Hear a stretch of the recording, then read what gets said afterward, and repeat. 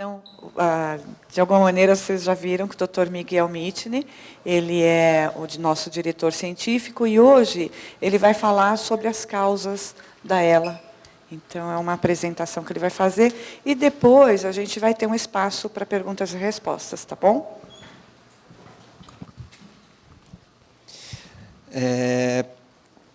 Toda vez que eu tenho que falar sobre causa ou causas da ELA, eu fico bastante nervoso, porque eu gostaria de chegar com uma ou mais respostas. Infelizmente, não é isso que a gente consegue hoje. Eu não consigo dar uma única resposta. Então, a ideia aqui é tentar passar um panorama do que é mais suspeito que possa acontecer e daquilo que nós temos evidência científica para apontar como uma causa. Tá? No momento em que essa causa for definida e apontada, aí sim a gente consegue caminhar de maneira mais rápida, mas, infelizmente, nós não temos, nesse momento, um vilão para a esclerose lateral amiotrófica. A gente ainda está buscando quem que é esse personagem que ronda o sistema nervoso dos pacientes. Bom, qual que é o consenso a respeito da esclerose lateral amiotrófica? Ela é uma doença progressiva, ou seja, uma vez que ela se inicia, isso vai gradativamente deteriorando o funcionamento do sistema nervoso central, do sistema nervoso e do sistema motor especificamente, e ela tem uma morte seletiva dos neurônios motores. Então, quem são esses neurônios motores? Quando você quer fazer qualquer tipo de movimentação voluntária, você depende de um estímulo que parte aqui do córtex motor e ele é transmitido por esse primeiro neurônio aqui, que vem desde aqui do córtex e vai até a sua medula. Aqui na medula, ele faz uma conexão, ele conversa com o segundo neurônio, que é o responsável, então, por transmitir essa informação que veio lá do córtex para o músculo. É essa unidade motora que é afetada pela esclerose lateral amiotrófica. Essa é a unidade que acaba sendo degenerada pela doença. Mas um outro fato que chama a atenção, apesar de você ter esse padrão em todos os indivíduos com esclerose lateral amiotrófica, é a sua heterogeneidade clínica. O que é essa heterogeneidade clínica? Em alguns indivíduos, você vai ter um início dos sintomas nos membros, alguns com uma afecção maior em membros superiores, outros em membros inferiores. Em outros, você vai ter uma afecção que é chamada bulbar, e você encontra sinais que são dificuldades de fala, dificuldade de deglutição. Em outros, esses primeiros sintomas são enxergados como cãibras, fasciculações, que é a famosa carne tremendo. Então, essa heterogeneidade ela acontece não só no início dos sintomas, como na sua progressão também. Alguns indivíduos vão ter uma progressão mais rápida, outros vão ter uma progressão mais lenta. E como nós conseguimos prever isso é bastante difícil. Sabe-se que em alguns casos, a afecção de início bulbar ela é um pouco mais complicada. Entretanto, essa não é a regra. Essa heterogeneidade ela se aplica aqui. A gente não consegue enxergar também um padrão, uma regra geral para tudo isso. Vocês já devem ter ouvido falar, e como o Abraão colocou, toda vez que nós nos deparamos com uma situação diferente, nós vamos para o Google. Digitou no Google, veio um monte de informação. E qual que é a informação? Bom, 90% dos casos de esclerose lateral amiotrófica são ditos esporádicos.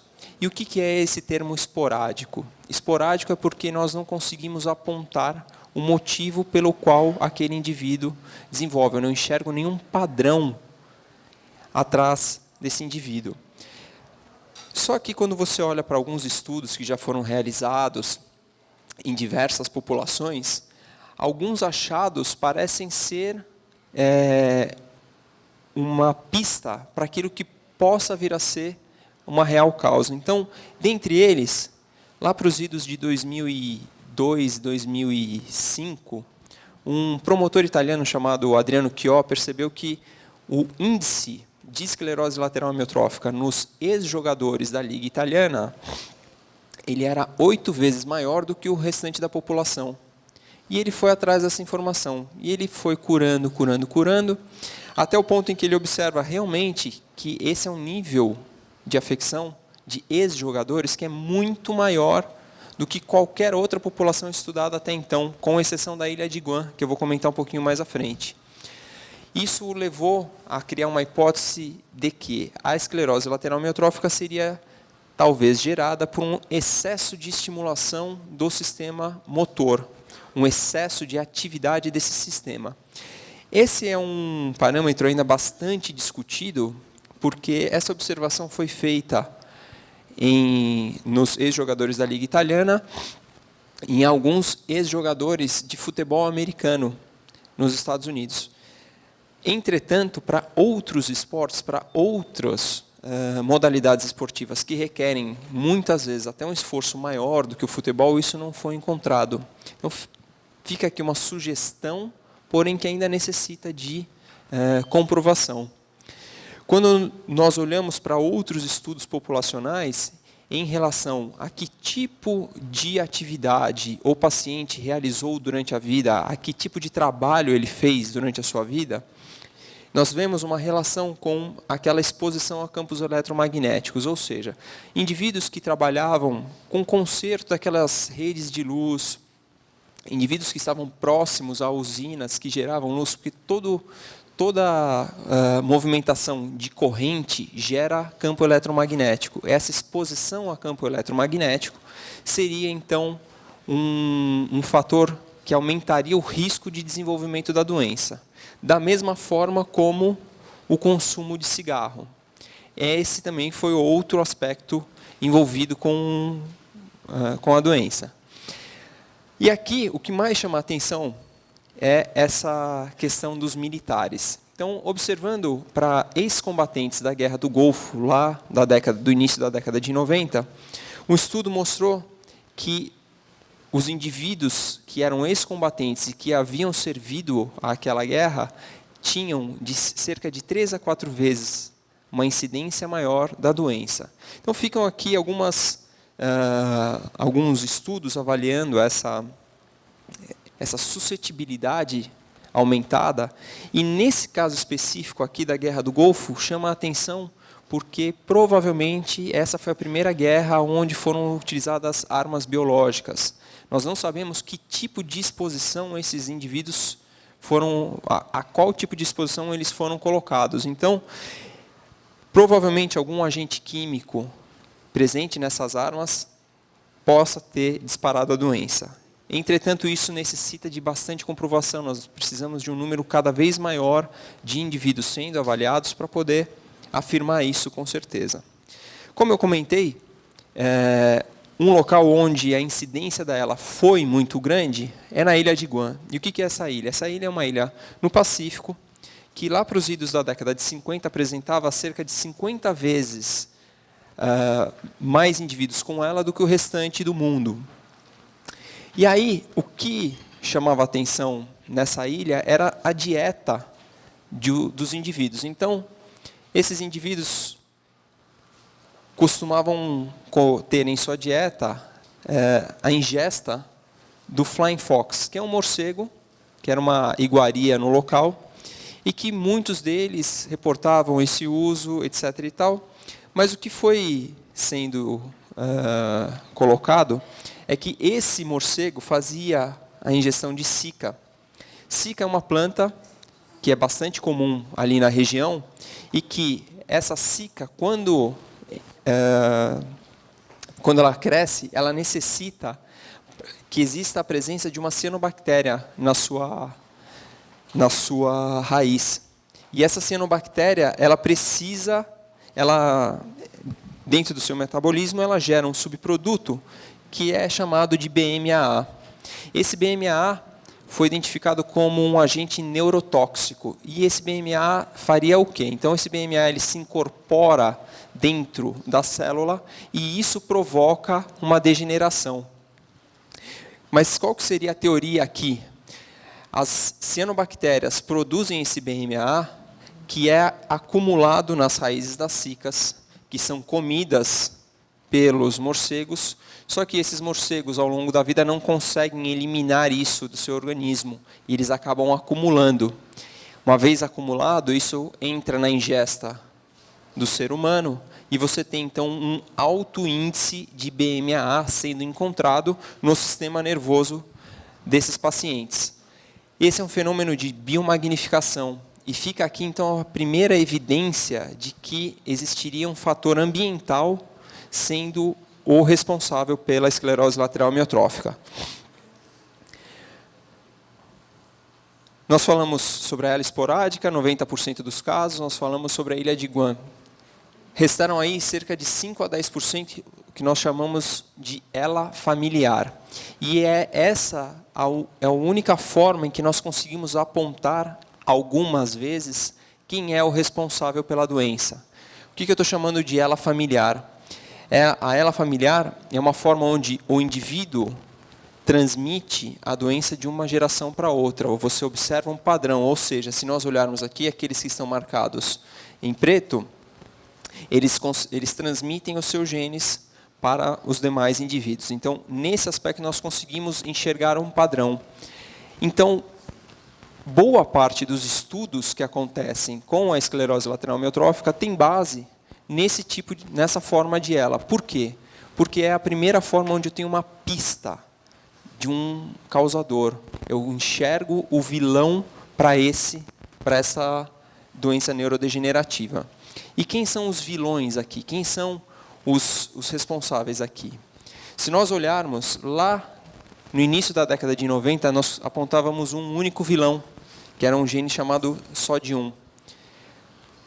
A tecnologia desenvolvida nos últimos anos permitiu que esses vilões fossem apontados ao longo do genoma, até nós atingirmos cerca de 20 deles aqui no genoma. Ou seja, nós temos 20 regiões do genoma que seriam responsáveis por aquela forma de ELA que é transmitida de uma geração para outra.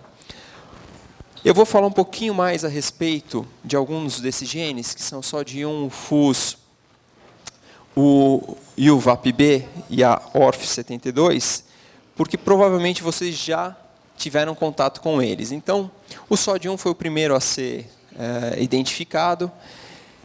Ele forma, a proteína codificada por ele forma agregados, e essa é uma informação que vocês também já ouviram, ou seja, boa parte dos indivíduos com a doença no neurônio motor tem agregados proteicos no corpo celular e na extensão do axônio, e isso pode ser uma causa para a doença.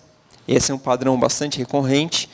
E essa superóxido desmutase aqui, ela é uma enzima envolvida com estresse oxidativo e alterações mitocondriais. Quem são essas mitocôndrias? Lembrando lá da aula de biologia, lá dos idos do colegial, as mitocôndrias são as nossas fontes energéticas celulares, ou seja, uma vez que eu altero o processo de ganho de energia dentro da célula, eu altero todo o processo que acontece nela. Então, é um mecanismo em cascata. Eu altero um processo, esse processo deficitário vai provocar um problema maior. É como se a gente tivesse um caminhão batendo na ponte da cidade de Jardim, numa sexta-feira, às 16h, véspera de feriado, com chuva. Essa é a ideia. Vocês já viram o desastre que vai ser até a remoção. Não é nem até o sábado, nem o domingo, até que consiga ser removido o caminhão. É mais ou menos essa a ideia. Eu tenho um mecanismo que falha e eu gero um problema em cascata. Esse problema talvez aconteça no início da vida, talvez aconteça mais para frente. Só que os sintomas só são observados na vida adulta, depois dos 40, 50, muitas vezes 60 anos de idade. Outro vilão da história é a proteína TDP-43. Ela foi descoberta nos idos de 2006, e ela é o principal componente de agregados, não só encontrado em esclerose lateral amiotrófica, como também em demência frontotemporal. Nesse aspecto, Alguns já ouviram que a esclerose lateral amiotrófica é uma doença que não tem envolvimento cognitivo, mas o que tem se observado é que um bom percentual dos pacientes com ela também acabam desenvolvendo um tipo de demência frontotemporal que deve ser acompanhado de maneira bastante específica e de maneira bastante cuidadosa. Esse é um percentual baixo, porém, a ideia de que não existe nenhum envolvimento cognitivo, ela está sendo cada vez menos sustentada. Do total, daqueles 5% de casos familiares, se a gente pensasse neles, cerca de 5% daqueles 5% são causados pela TDP-43. O que chama a atenção é que as inclusões, ou seja, aqueles agregados proteicos de TDP-43, eles acontecem não só na esclerose lateral amiotrófica, mas em outras doenças neurodegenerativas, ou seja, outras doenças que o sistema nervoso passa a ser degenerado, tem a presença de inclusões de TDP-43. E estudando essa proteína, olhando para proteínas que teriam muita semelhança com ela, chegaram na proteína que chama FUS, ou o gene FUS/TLS. Ele tem uma grande identidade com a TDP-43, ou seja, por conta da função dele em processamento de RNA. Só que o que mais se observa aqui é uma grande variabilidade do início dos sintomas. Então, desde indivíduos com o início dos sintomas com seus 20 anos de idade até os 80, alguns deles na mesma família, ela também apresenta agregados citoplasmáticos e as funções específicas dela ainda estão em estudo. Uma outra forma, que essa é uma forma que foi identificada no Brasil exatamente 10 anos atrás, partiu de um mapeamento de algumas famílias que moravam em Minas Gerais e um pouco mais ao sul do Rio de Janeiro, da cidade do Rio de Janeiro. Olhando para essa família, então, a gente conseguiu mapear quais eram os indivíduos e identificamos um vilão aí que é chamado de VAPB, ou seja, é um gene que leva à produção de uma proteína alterada, que também tem o mesmo nome, que é VAPB. E, olhando para isso aqui hoje, nós já identificamos cerca de 15 famílias com essa alteração. São mais de 400 relatos da doença e 130 portadores confirmados com essa alteração. O curso dela é bastante variado, então na mesma família a gente encontra fenótipos de ela com uma progressão clássica, ela com uma progressão bem atípica, muito mais demorada, e casos com manifestação clínica de atrofia espinhal. O que também nos chama a atenção é que todos esses indivíduos eles possuíam um ancestral comum. Olhando para a genealogia deles, nós conseguimos chegar a um ancestral que remonta a alguém vindo de Portugal.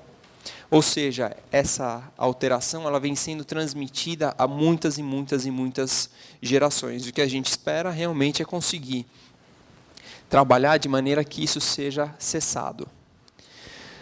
Bom, aqui só para a gente ter uma ideia onde eram os principais focos iniciais e o tamanho que nós tínhamos. Eram mais de 1.000 indivíduos sendo descritos. Só que a ELA8, que é causada por esse gene VAPB, ela não está limitada ao Brasil.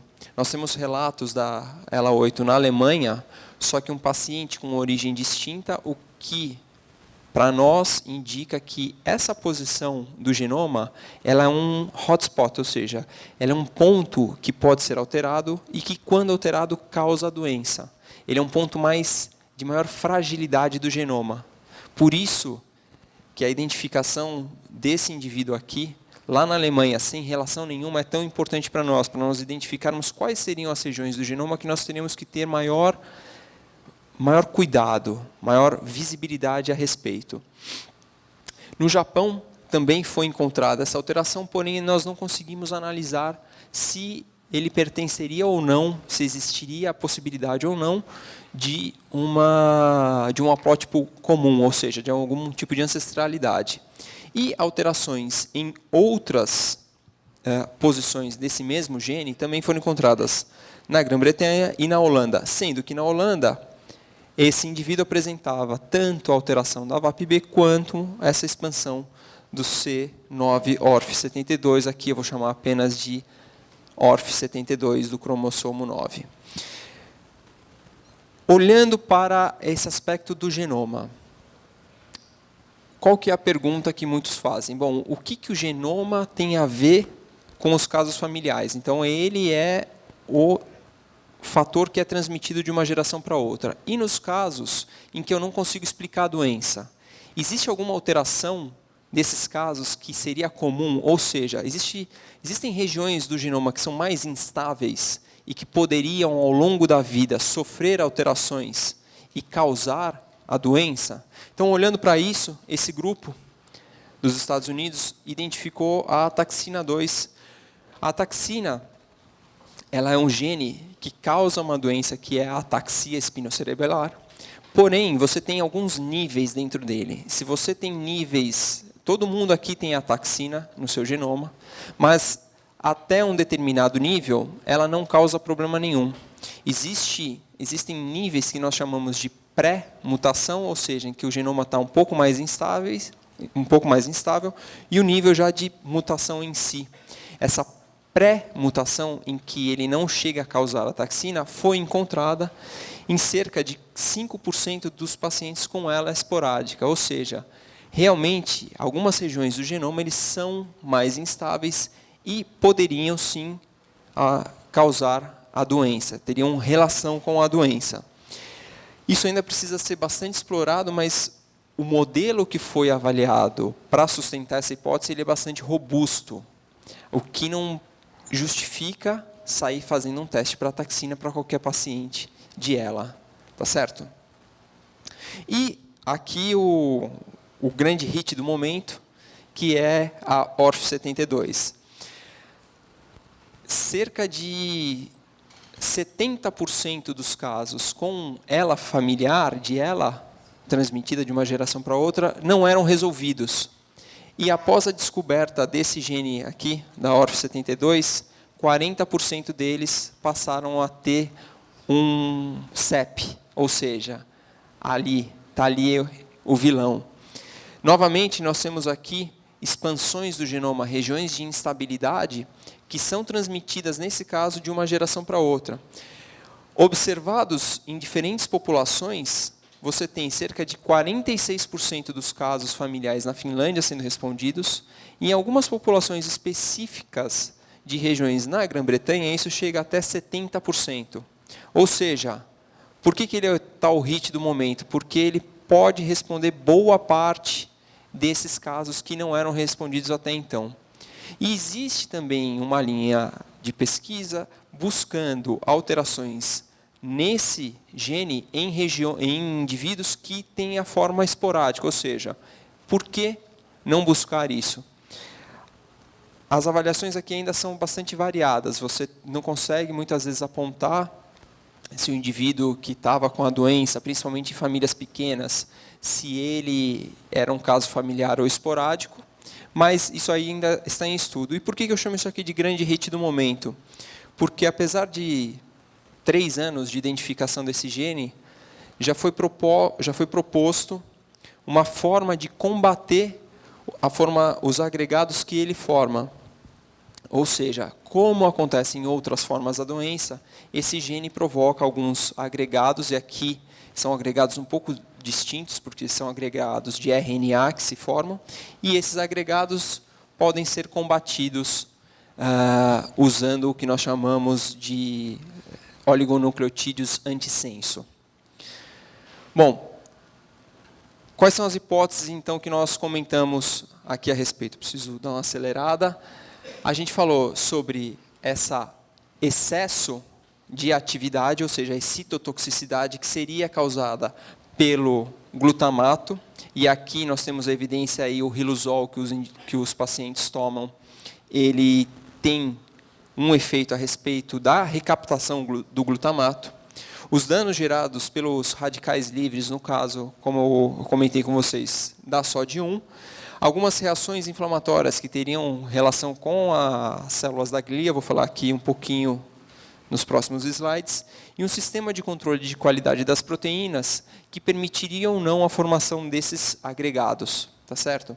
Então, aqui estão os mecanismos, só para a gente elucidar, a excitotoxicidade, só para vocês terem uma ideia do que é o glutamato, qual que é a cara dele. Então, ou seja, o excesso de glutamato provocaria uma fadiga, e isso levaria a uma fadiga do sistema motor, e isso aqui levaria a uma alteração intracelular, o estresse oxidativo, mas nós temos que pensar no sistema motor como algo dentro de um contexto, ou seja, os neurônios não estão isolados, eles estão dentro de um contexto onde existem outras células dando suporte e sobrevivência para esse neurônio. E algumas dessas células já foram mostradas como sendo essenciais, ou seja, as células da glia elas são essenciais para essa sobrevivência.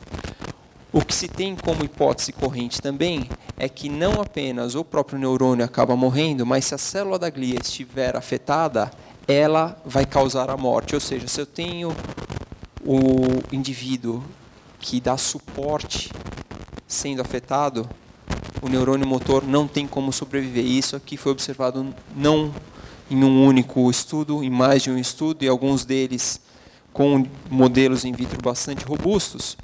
E aí a gente tem algumas dificuldades para aquilo que eu falei a respeito das causas. Quais são essas dificuldades? A incidência ela é relativamente baixa quando comparada com outras doenças. A necessidade que nós temos de fazer estudos, de recrutar indivíduos exatamente no mesmo ponto, exatamente com as mesmas condições, são um problema que nós vemos também nessa heterogeneidade da doença. Eu preciso enxergar padrões para poder estudá-los. As ferramentas diagnósticas hoje, elas são bastante limitadas. O diagnóstico ele é clínico, suportado pela eletroneuromiografia, mas muitos de vocês viram que isso demora bastante tempo, como nós comentamos.